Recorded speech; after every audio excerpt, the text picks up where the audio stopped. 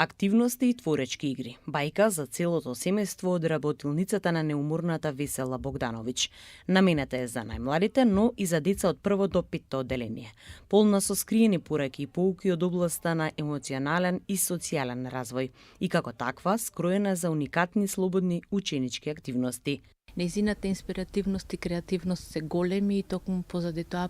просветно дело застана позади нејзините идеи да добијат еден поинаков изглед или да се стават меѓу две корици. Нејзините учества на многу меѓународни конференции каде што таа ги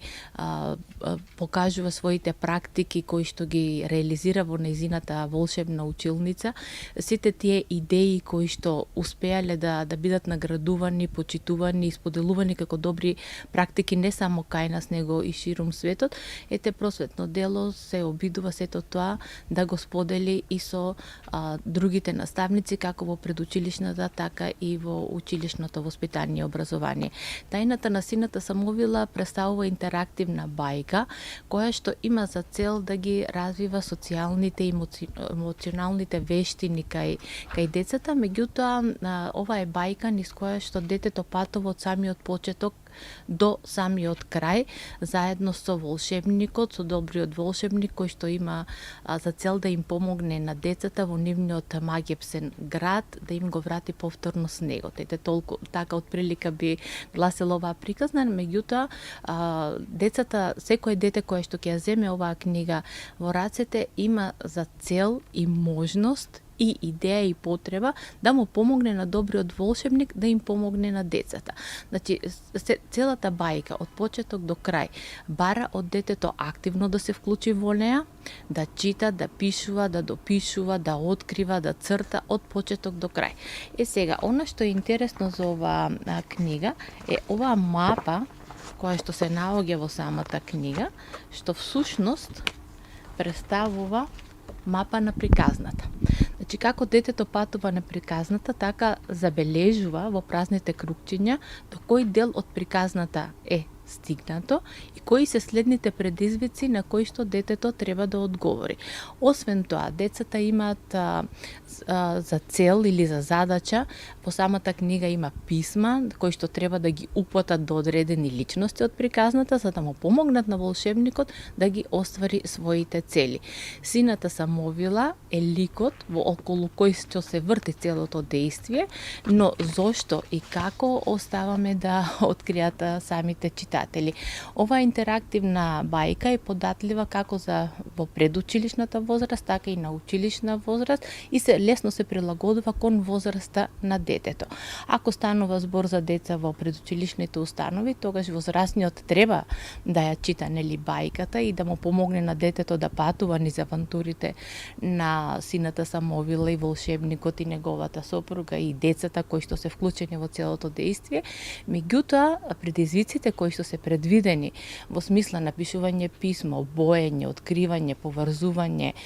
останува да се ги заврши детето само. Многу сме горди на овој проект, бидејќи станува збор за прва македонска интерактивна бајка, спакувана во ваков формат, која што веруваме дека ќе предизвика голем интерес и кај големите и кај малите, бидејќи оваа книга овозможува едно заедничко, квалитетно, убаво поминато време на децата со возрастните, независно дали тоа се родителите, постаро братче или сестриче, воспитувачот, учителот, сеедно, секој од нив ќе има можност за едно волшебно патување во светот кој што знае да го создаде само Весела Весе Богдановиќ. Внатре има и дигитални содржини и линкови кои што возможуваат полесно да се реализираат предизвиците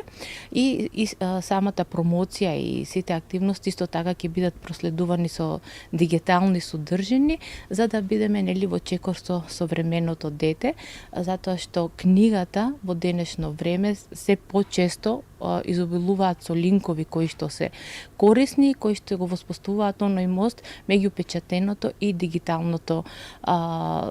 издание на одредена приказна или на одреден свет кој што се создава кога нешто сакаме да направиме креативно и убаво. Меѓутоа, оваа книга има за цел пред се да ги разбие сите оние предрасуди кои што за жал се уште ги има во општеството, во смисла дали треба да ги прифатиме тие што се поинакви од нас, дали треба подобро да се запознаеме за да се прифатиме себе си, дали треба да бидеме храбри и истрајни или лесно да се откажеме од предизвикот кој што ни е поставен, дали треба убаво да размислиме пред да преземеме одредено действие или избрзано да донесуваме одлуки, па после тоа да се соочиме со последици кои што можеби нема да бидат толку пријатни како што очекуваме. Значи, освен што децата и возрастните ќе имаат можност да патуваат низ еден волшебен свет, исто така ќе имаат можност да се соочат со самите себе, но и да освојат многу просоцијални вредности кои подоцна ќе им користат во животот. Да играме заедно во светот на сината самовила. Патувајќи низ бајката, низ игра, детето развива чувства на емпатија, самодоверба и позитивна интеракција во своето опкружување.